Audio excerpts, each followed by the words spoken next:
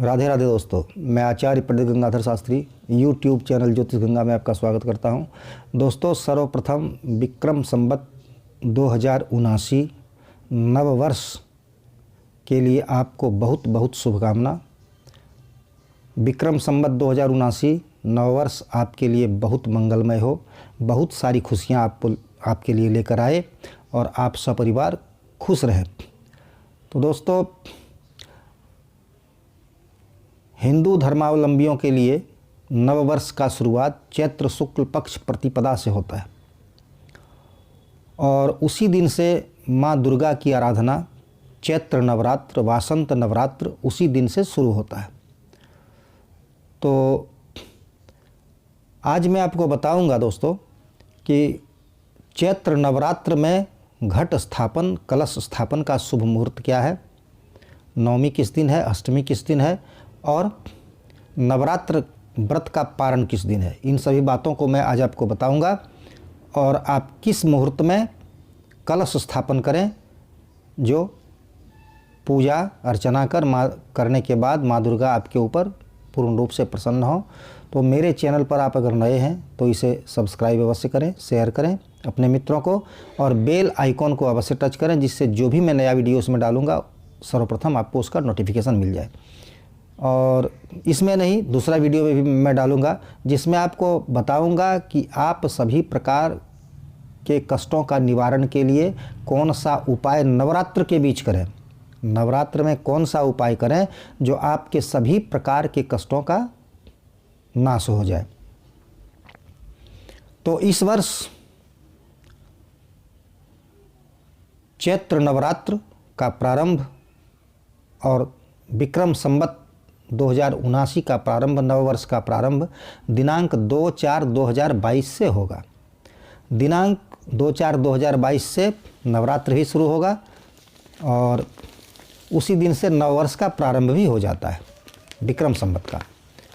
तो दोस्तों, आपका कलश स्थापन का मुहूर्त क्या होगा उसको पहले आप जान लें कि दोस्तों, वैधृति योग में कलश स्थापन करना शुभ नहीं माना जाता है।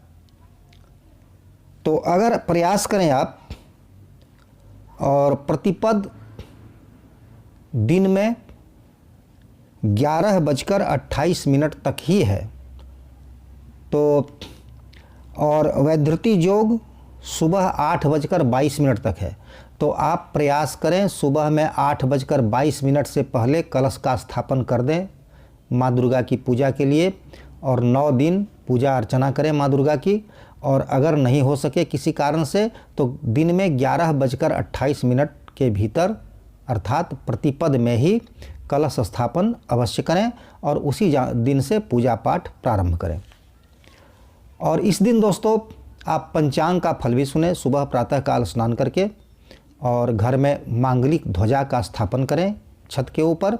मांगलिक ध्वजा का मतलब हो उसमें ओम का चिन्ह हो या स्वस्तिक का चिन्ह हो, इस प्रकार का चिन्ह हो और ध्वजा स्थापन का विधान देता है। अपने छत के ऊपर ध्वजा का स्थापन करें और स्नान करके और किसी विद्वान पंडित से आप पंचांग का फल सुने और उन्हें पंचांग का दान दें। और इस दिन और विशेष है कि काली मिर्च, मिश्री और नीम के कोमल पत्ते का भक्षण करें। खाने से यह जो है यह त्रिदोषघ्न औषधि है, तीनों दोषों का नाश करता है, वात पित्त कफ तीनों दोषों का नाश करता है और अर्थात सभी प्रकार की बीमारियों को जड़ से समाप्त करने की शक्ति इसमें है।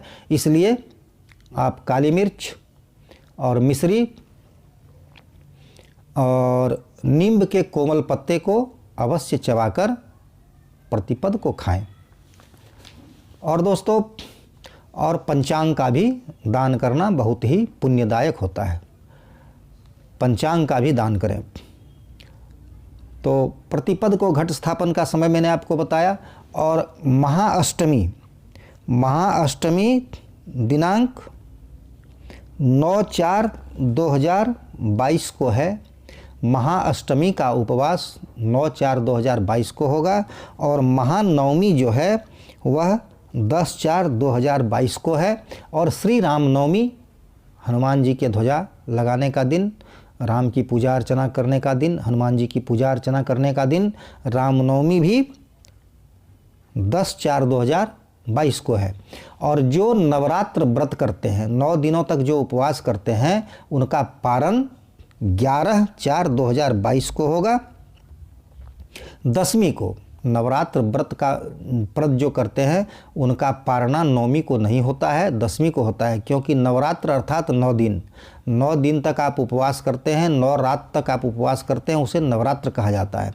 तो आप प्रथम दिन से लेकर नवमी तक उपवास करेंगे, तब वह नवरात्र होगा, 9 रात उपवास आपका होगा। इसलिए दशमी को 11/4/2022 को नवरात्र व्रत का आपको पारण करना है। तो दोस्तों, और इस वर्ष के राजा नवरात्र नववर्ष जो शुरू होता है, विक्रम संवत का नववर्ष जिस दिन से शुरू होता है, उस वर्ष के वर्षपति अर्थात राजा वही दिन होते हैं, अर्थात शनिवार को शुरू हो रहा है, इसलिए इस वर्ष के वर्षपति राजा शनि ही है। तो दोस्तों, सभी मुहूर्तों को आप जानें और इसका लाभ उठाएं। और षष्ठी व्रत, डाला छठ जिस तरह कार्तिक महीने में होता है, उसी तरह इसमें भी होता है। तो यह विशेष करके बिहार प्रदेश और उत्तर प्रदेश में विशेष करके प्रचलित है। चैत्र मास की षष्ठी तिथि को चैत्र षष्ठी व्रत, जिस तरह कार्तिक में षष्ठी व्रत होता है, उसी तरह चैत्र में भी होता है। तो यह छठ का जो व्रत है वह है दिनांक 7/4/2022 को। उस दिन प्रथम अर्घ्य है और दूसरा अर्घ्य है 8/4/2022 को व्रत की समाप्ति है। दोस्तों, आप इन सभी बातों को जानकर इसका लाभ उठाएं और मैं अपनी वाणी को यहीं विराम देता हूं। राधे राधे दोस्तों।